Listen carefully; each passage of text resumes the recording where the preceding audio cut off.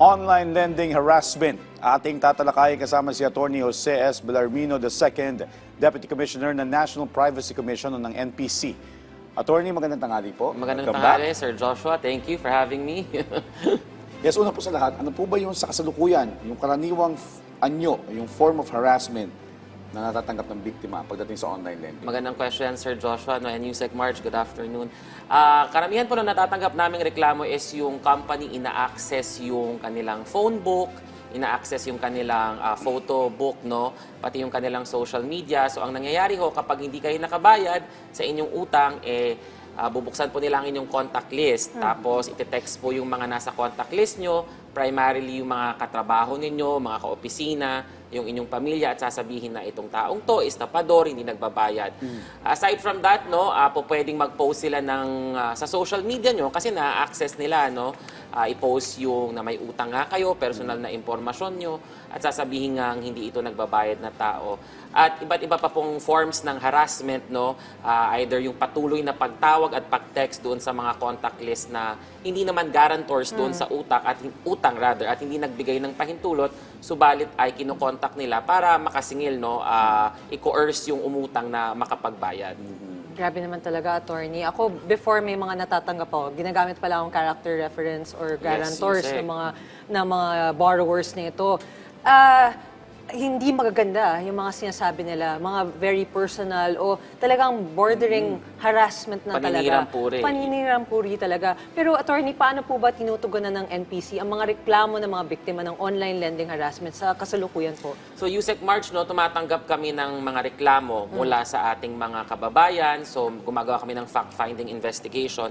In fact, nakikipag-partner rin po kami sa iba't ibang ahensya tulad na lamang po ng DOJ, ng SEC, ng DICT at ng CICC at maging po ang PNP para po mas matindi yung aming pagpuksa sa mga illegal na online lending. Lininawin ko lang po, hindi po lahat ng online lending applications ay illegal. Meron pong sumusunod sa batas. At patuloy po yung aming pag-raise ng awareness sa ating mga kababayan. No, sinasabi natin na kapag po kayo ay uutang sa isang online lending app, isa pong sign na wag nyo na pong ituloy ay kapag hinihingi po yung permiso nyo para ma-access po yung inyong phone book at ang inyong photo gallery, no? At hinihingi yung consent nyo for everything. Ibig sabihin, bibigyan sila ng permiso para ma-access yung telepono nyo. At doon po kasi yung ginagamit nilang pamamaraan para makapag-debt shaming, no? Or makapag-contact sa mga taong hindi naman dapat kinokontak. Okay. Ang kinakatwiran kasi ng mga online lending platforms is third party, yung mga collector na minsan, kalimitan, talagang agresibo yung paniningil nila ng utang. Ano pong ginagawang hakbang ng NPC para matukoy, maparusahan even itong mga outsource, yung mga third-party collectors? Very good question, Sir Joshua. Tatandaan po natin na sa ilalim po ng Data Privacy Act, yung collectors po, sila po ay kinoconsider na processor. Okay. Subalit po, ang processor, ang relasyon ng processor at controller, ang liable pa rin po ay yung controller. Ibig sabihin, yung online lending app, kailangan sabihin mo sa nangungulekta kung paano kayo dapat mangulekta. Kung ano yung dapat nyong gamitin na personal informasyon at kung sino-sino lang yung dapat nyong kontakin. So, hindi po depensa at Hindi sense of hindi deniability. po deniability, no? Wala pong basihan para sabihin na hindi po kami ang liable dahil kami po ay hindi naman po kami yung nagkokolekta, yung collecting agent. Tandaan po natin, may relasyon po yung dalawang yon at dapat sila pa rin po yung may control sa kung paano nila kukolektahin yung utang. Dahil ang relasyon po ng umutang ay hindi po doon sa collecting agent, doon po sa online lending application. Attorney, kanina nga nabanggit mo nga, no, yung mga ways and means, no, para itong mga online lenders ay kulitin or kunin yung mga information, like yung mga sensitive na information nga, yung contacts list, through their consent, no. Paano po ba sinisiguro ng NPC na protektado ang sensitibong datos ng mga nangyayarap? Yusek March, bukod po sa aming pagtanggap ng reklamo, pag-raise ng awareness, meron po kami tinatawag na yung 24/7 na kami po ay tumitingin online kung meron bang na-breach na datos o may nirelease ba ang isang online lending application na information na hindi naman dapat nirelease nung online lending application, no? At bukod doon, paulit-ulit po namin sinasabi sa mga controllers na dapat po may security measures ang mga kinukolekta nyong data at dapat po ginagamit nyo lang po ito sa lehitimong pagproseso. And of course, we have our penalties. Nagpapato po kami ng admin fines. Kami po ay nagre-recommend sa DOJ for prosecution, no? Para rin po makurtail yung practice na maling pagkolekta o yung mga pang-debt shaming na pagkukolekta ng utang, no? Okay. Mali ba natulad din sa nabanggit mo kanina na yun nga, yung mga red flags na pagka hinihingi ng permiso, sa contact, sa photo gallery, ano pa po yung pwede nyo rekomendasyon sa publiko para mapigilan yung ganitong pangaharas ng mga online lending? Alam niyo po, maganda na magtanong po tayo sa ating mga kaibigan, no? Lalo po, tignan po natin sa online kung may bad reviews po ba ang mga tao na binigay patungkol sa online lending app na to. Dahil nandyan naman po yung resources natin. Okay. Unang-una pong pagprotekta sa ating datos, talagang nasa atin, no? Kailangan aware tayo na hindi dapat binibigyan ng permiso yung mga online lending apps. Tulad nga ng sabi ko, that's the number one red flag, no? Pag po ganun, dahil po kahit po gipit tayo, medyo humanap na lang po tayo ng ibang online lending application. Dahil meron naman pong mga lehitimo at sumusunod. Pwede rin po nating tignan kung sila po ba ay rehistrado sa SEC dahil requirement na po yan, no? At tignan rin po natin yung listahan ng NPC kung sila po ba ay isa sa mga pinatigil namin or isa rin po ba ito sa mga applications na ipinatigil ng SEC before. Dahil makikita naman po yung register na yon sa online, no? Para po makita natin kung lehitimo, sumusunod sa mga alituntunin ng SEC at NPC or National Privacy Commission yung online lending Kaya nga application yung mga na yun. kababayan natin, sinasabi nila mas delikado pa nga daw itong online lending apps na to, mabuti pa raw na mangutang na lang sa Bombay minsan. Oo. Kasi yung Bombay kakatok lang sa bahay mo. Nako, totoo yan, Sir Joshua, no? Mga Almost loan pareho shark. lang naman sila ng rate, Correct, di ba? Might as well. At least walang nang-aharas sa'yo ng Correct, ganito, di ba? correct. Walang access sa Walang access phone sa book phone mo, book no? mo. Okay, attorney, ano po ba yung mga karapatan ng mga biktima na umiiral ngayon sa ilalim po ng ating batas tungkol sa online lending harassment?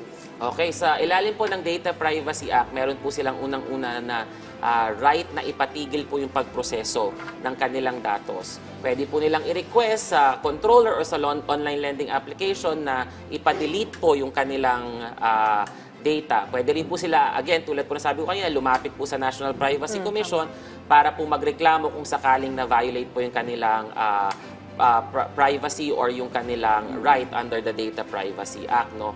Bukas naman po ang aming tanggapan. Pwede rin pong lumapit sa SEC. In fact po, ang SEC meron silang memorandum na sinasabi na pag kayo po ay na debt shame, ibig sabihin yung pagkolekta nila ay labag sa batas, pwede pong ipatigil din yan ng SEC. Kasi Sir Joshua, Yusek March, no, po pwedeng yung pangolekta nila ay illegal pero walang personal na information involved, no? May mga instances na gano'n, no? So pwedeng lumapit po sa SEC at saka sa NPC. At kung meron po kayong katanungan, bukas naman po yung National Privacy Commission para sagutin yung mga katanungan nyo, no? At lagi po nating tatandaan na wag po basta-basta magbigay ng ating datos, no? Lalo na yung permission sa ating cellphone. Kasi yung cellphone mo, nandyan na yung buhay mo, eh. Oo. Lahat ng datos nandyan. So pag-ingatan po natin yun, no? So, violation din yun. Halimbawa, yung isang individual nangutang sa isang online lending app, tapos ginawa niya o binigay niya yung access sa contacts. So, anong nangyari, kinontak ngayon itong mga contacts na to na wala namang kaalam-alam, ginawang guarantor, tapos sila sila hinihikayat di mangutang. So, parang...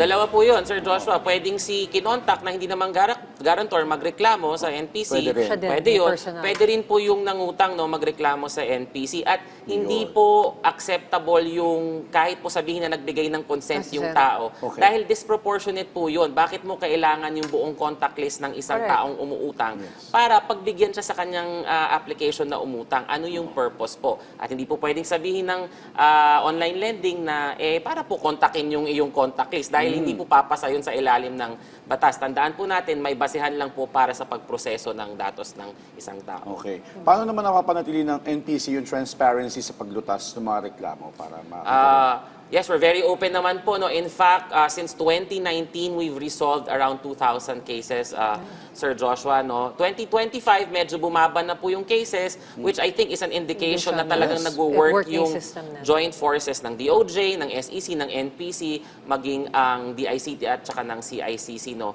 Pero patuloy pa rin po. No? Ibig sabihin, kung meron po kayong reklamo sa amin, pwede kayong mag-follow up sa amin. No? Tulad din po ng ginagawa namin, umiikot po kami sa buong bansa at lalo na po kasi ang target po talaga nila yung medyo talagang hirap po, no? So pumupunta po kami sa aming mga barangay, sa ating mga barangay, nakikipag-partner sa mga barangay upang i-discuss yung data privacy right nila at kung yung karapatan nilang magreklamo sa NPC, sa ating mga kababayan, especially dun sa mga far-flung areas, no? Kasi nakapag-cover ako to one time sa Krame, yung talagang grupo ng mga tao na biktima, talagang umiiyak sila, humihingi sila ng tulong kasi grabe yung pangaharas sa kanila. Yes. Na to the point na every minsan night. life and death yung situation. Kasi ginigipit itong mga ito na kailangan ng pera, lalo pang ginigipit. Actually, Sir Joshua, Yusek March, may nakunan dahil dito. Meron pong nagreklamo sa amin na nagkaroon ng miscarriage dahil sa stress, dahil nawalan siya ng trabaho, dahil kinontak yung kanyang mga katrabaho at sinasabi ngang hindi nagbabayad ng utang. So, talagang mag-ingat po tayo dahil medyo yung practice nila hindi makatarungan, no, at hindi makatao. Especially, di ba, masaktuhan lang may mental health. Kasi Correct. saka talagang tina-target nila yung mga talagang wala masyado. Imagine yung mga umuutang na sa halagang 1,000 pesos. Imagine, kapalit ng 1,000, sisirain yung dangal mo. Yes. Parang Mismo. grabe. So, tapos ngayon, may miscarriage pa daw, di ba? Meron yan. Sobra. Mga tunay na kwento po yan, Dapat Yusek March. matuluyan yung mga yan, sir. Maraming salamat po sa inyong oras. Attorney Jose S. Bellarmino, II, Deputy Commissioner ng National Privacy Commission.